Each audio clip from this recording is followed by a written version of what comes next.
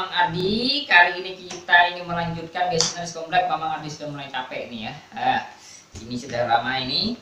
Kita ingin melanjutkan pembahasan kita tentang diferensial dan turunan atau derivatif. Dah, record ya nih. Oke, kita lanjut saja. Nah, di sini ada hubungan diferensial dan PCR. Terkadang banyak orang masih susah membedakan apa sih perbedaan antara turunan parsial ya, dalam hal ini PCR ya, persamaan Cauchy-Riemann yang sudah kita bahas kemarin. Kemudian apa itu turunan berarahnya. Terkadang ada beberapa buku yang mendefinisikan keterdiferensialan menggunakan definisi turunan berarah. Dan yang Mamang pakai ini adalah diferensial yang menggunakan fungsi linear. Apa sih perbedaannya? Nah, beda sekali guys. Kalau PCR itu hasilnya berupa bilangan, ya, PCR itu berupa bilangan nanti, bilangan kompleks nilainya. Nah, sementara turunan berarah itu menghasilkan medan vektor, ya, ruang vektor atau bidang, ya, bidang singgung. Dia hasilnya berupa bidang singgung terhadap kurva Riemann atau kurva fungsi. Sementara diferensial itu lebih kuat lagi dia. Dia tidak hanya mendefinisikan bidang singgung, tapi dia bisa dianggap sebagai fungsi linear terhadap jadi dia fungsi gitu. Dia direct terhadap fungsi yang apabila dikenakan terhadap satu titik nanti akan berdampak kepada nilai dari di PCR tersebut. Nah, gitu. Nah, bilangan itu belum tentu mendefinisikan sebagai fungsi, bisa direct sebagai fungsi gitu. Mari kita lihat di sini guys. Fz sama dengan Z ini adalah fungsi yang terdiferensial. Ya. Nah, nanti diferensialnya itu berupa diferensialnya berupa fungsi, guys. Berupa fungsi yaitu df Z sama dengan 1, guys. Jadi nanti dikenakan ke berapapun nanti hasilnya adalah 1 gitu. Nah, seperti itu. Yang ini adalah contoh dari fungsi yang tidak terdiferensial ya. Yang tidak terdiferensial. Nah, gitu. Kenapa?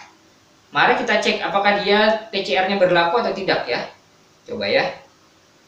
Katakanlah fx iy gitu ya, sama dengan x dikurang iy. Benar nggak nih? PCR-nya berlaku nggak? Kalau tidak berlaku dia tidak terdiferensial gitu ya.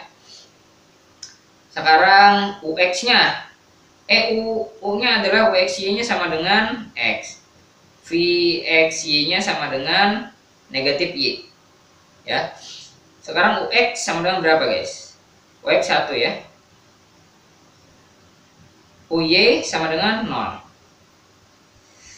Vx sama dengan 0 ya.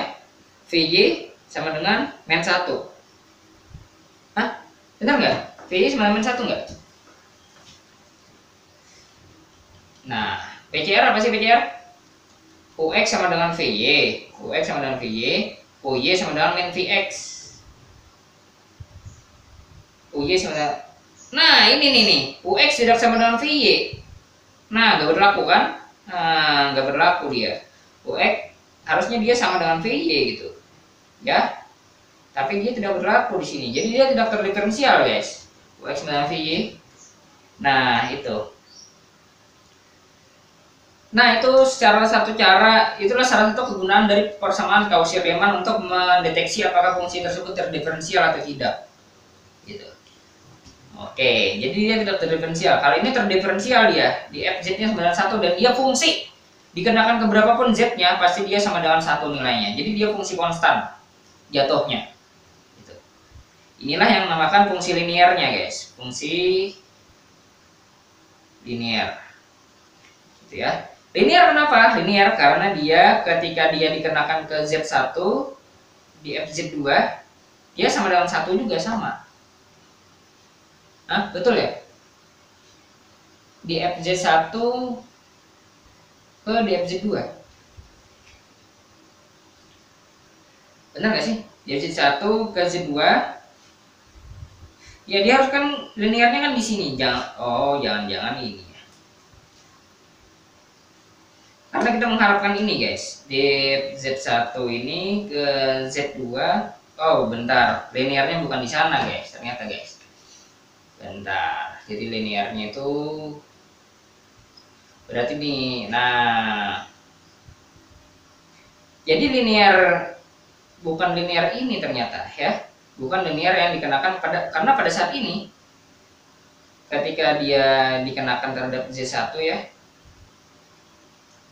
add Z1 ini sama dengan 1, di add Z2 ini sama dengan 1, sementara di add Z1 tambah Z2 ini sama dengan 1. Nah ini tambah ini sama dengan 2, tidak sama dengan ini, berarti linearnya bukan di Z1 di Z2. Jadi kita tidak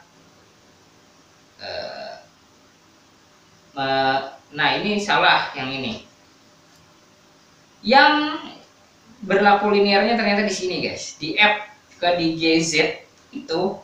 Jadi G-nya fungsinya itu yang linear ya, dia akan di FZ di GZ. Jadi turunan F tambah G Z sama dengan di FZ ini. Nah di alpha FZ sama dengan alpha di FZ. Jadi linearnya itu dikenakan terhadap fungsi dari fungsi gitu. Nah gitu guys. Kemudian di sini pusing nggak ya? Jadi ini salah ya, ini off the record saja yang ini. Nah yang benar tuh linearnya yang ini. Nah yang ini yang linear. Itu kenapa jadi dia linear ya. Kemudian fakta penting di sini adalah gini.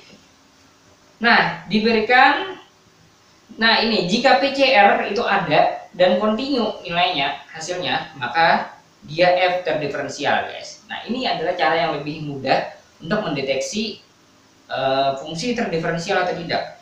Kalau tadi enak ya kita bisa lihat betapa enaknya saya cepat sekali menentukan bahwa ini tidak terdiferensial karena PCR ternyata tidak berlaku di sini. Nah itu. Nah jika PCR berlaku guys, kemudian dia kontinu, maka bisa dipastikan bahwa F itu terdiferensial. Ini dari kata-kata ini ya. Iya. Itu yang ingin kita pakai ya.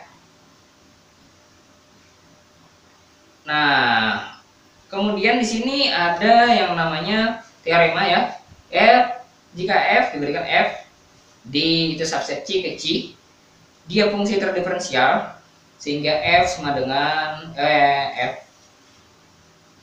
F sama dengan ya, ini sama dengan U plus IV gitu, dan U V terdiferensial 2 kali ya. Jadi ada 2 kali itu maksudnya dia kalau diturunkan nanti turunannya itu mempunyai turunan lagi.